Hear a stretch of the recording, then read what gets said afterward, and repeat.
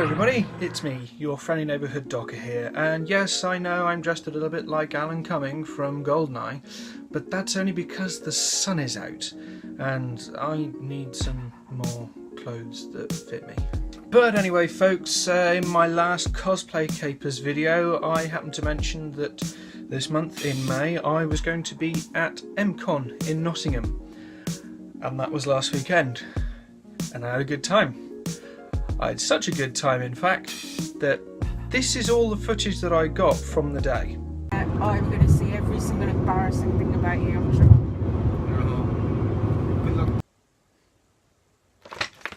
sure. Yeah, I was that busy that I didn't video anything. Well, not busy, I was just enjoying myself because I've got an announcement to make, and that's that MCon is probably the best convention that the UK has to offer. With all of the cons going on throughout the year, whether it be big or small, I think MCon's got it pretty much sussed. Here are my top 5 things about MCon that I really did enjoy. Number 1.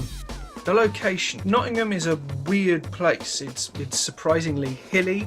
It's nowhere near Sherwood Forest, which you'd kind of think it would be considering the whole Robin Hood thing. And the roads are notoriously difficult to get around. But it seems that the venue is just a perfect spot. Situated not entirely in the middle of Nottingham, but just enough on the outskirts that you don't get caught in traffic all the time. Number 2. The venue itself.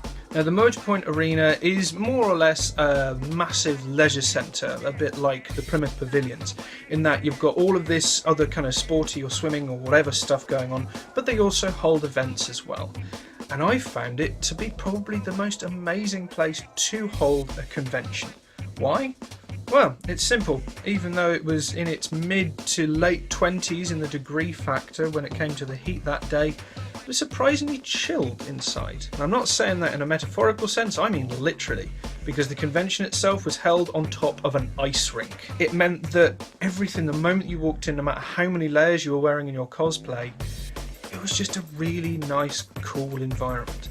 And plus, because it was on an ice rink, it meant that we could use all the seating around the arena, which meant nobody was sat on the floor getting in the way. It meant just people could just have a nice sit down, have an eat or a chat whenever they wanted. It was just so chilled out. That's the best way that I could describe it. It was a wonderful, wonderful venue. You could just go outside and bask in the sunshine and then just go back inside, and it would just be nice and just cool, and oh, I miss it so much. Number 3, the staff. I got a little bit worried the night before, and I mean a little bit, I mean I was ranting, raving. I'd heard from a source that they weren't letting cameras into the convention. Now you might remember last year we had a big problem in Manchester. There was a bomb going off in a gig, and since then a lot of those kind of convention areas have tripled on their security, and I was very worried because my partner is gluten intolerant, so we needed to bring her own food. I have a lot of camera kits, so there was always that kind of issue as well. But I messaged MCon the night before and they said, oh no, it'll be totally fine. And do you know what, when we got there, it was totally fine. The staff were nothing but professional and pleasant and just really nice, and sometimes they just come up and chat to us, ask how we were doing. It was just a really nice environment. I think the staff really helped it go the extra mile. Number 4, the activities. You'd think with it being not the biggest con in the UK that you'd probably run out of things to do, but actually there was quite a lot, but not too much that you got stressed out. The moment you walk through the doors, you're entered into a corridor, and the corridor leads to the official part of the con, into the ice rink arena thing. But in the corridor there were stalls all the way through, and you'd think that that would mean that it would get absolutely rammed and packed, but no. I remember when me and Sarah actually turned up, we bumped into a few Whovian people that we knew, and in the space of 5 minutes it just seemed we gravitated. There was like 20 of us in the end, just all going, oh hello, how are you? We never really got in the way of anyone. We weren't asked to move aside at any point. I remember friends of mine queuing up for the photos that they'd gotten from some of the guests, and that didn't get in the way. That was perfectly positioned, so they were all lined up to one side and didn't really get in the way of anybody. And the guests themselves, even though a few ended up cancelling for various reasons, guests were actually really good as well. I mean, you had is it Sam Jones, Flash Gordon? Yeah, Sam Jones. I mean, that's a pretty big one to start with. You had Pearl Mackie, who played Bill, whom I've met before, but lovely to see her out again. David Bradley, who played the first Doctor in the last Christmas special. You had the guy who played Van Gogh in the Doctor Who special. You had Danny John Jules. You had Xander from Buffy. There was actually quite a lot of good guests there, and there were going to be more, but a few had to opt out in the end. Even Billie Piper was there on a Sunday, and considering that these tickets were under £20, I think me and my partner, we spent under 15, I think. I just give her money and she buys stuff. It's, you know, it's a thing. And the guests were really friendly and always open to a little bit of conversation. There were a few friends of mine that managed to actually get a really nice chat, some of the Doctor Who actors as well. And also there were Q&As, but I didn't know about it until like 3/4 of the way through the convention, because they were being held in a completely different part of the venue itself. There's a little kind of upstairs area from the entrance, and that's where they were holding all the Q&As, and there might have even been a cosplay competition. I didn't know. I mean, I might have entered considering the warm clothes I was wearing. I was wearing far too many layers. I have no idea why I decided to do that. I know why. It's because I'm British and I'm a glutton for punishment. I'll do anything to complain. I like a good grump.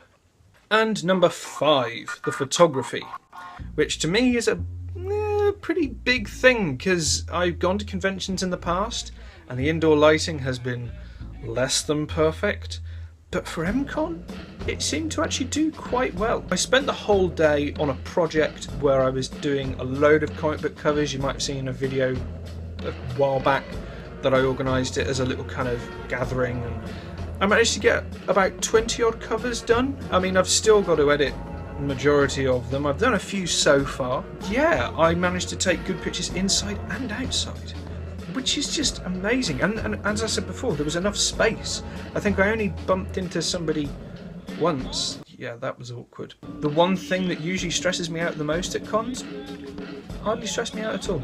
All in all, I think that MCon is one of the best conventions happening in the UK at this moment. And considering they're already making plans and getting guests for next year, it just goes to show how much heart and soul is put into this convention. Most of the people that run these kind of cons, they don't really put fans' opinions and thoughts into it. They think, how much money can we make?